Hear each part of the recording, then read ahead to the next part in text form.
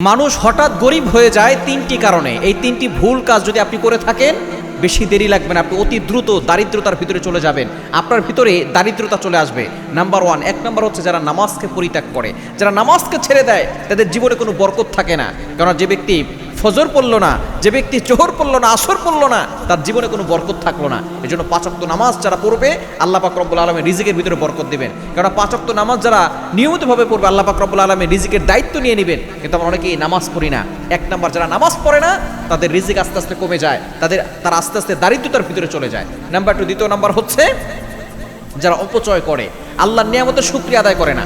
আল্লাহ তাআলা আপনাকে যতটুকু নিয়ামত দিয়েছেন, আপনি শুকরিয়া আদায় করবেন। সূরা ইব্রাহিমের 7 নম্বর আয়াতে রব্বুল আলামিন বলেন, লা ইন শাকারতুম লা আযীদান্নাকুম ওয়া লা ইন কাফারতুম ইন্না আযাবি লাশাদীদ।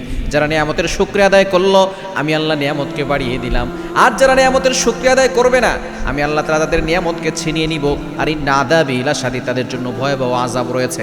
এজন্য খবরদার, আপনি কোনো নিয়ামতের অশুকরিয়া করবেন না, নিয়ামতের শুকরিয়া আদায় করবেন, তাহলে নিয়ামত বাড়বে। যদি শুকরিয়া আদায় করতে না পারেন, আপনি অভাবের ভিতরে পড়ে যাবেন। এবং 3 নাম্বার, যারা হারাম খায়, যারা সুদ খায়, ঘুষ খায়, আস্তে আস্তে দেখবেন, যদিও দেখা যাচ্ছে টাকার মালিক, কিন্তু দেখবেন তারা আস্তে আস্তে দারিদ্রতার ভিতরে চলে যাবে। এজন্য অবশ্যই এই 3টি ভুল কাজ কখনো করবেন না।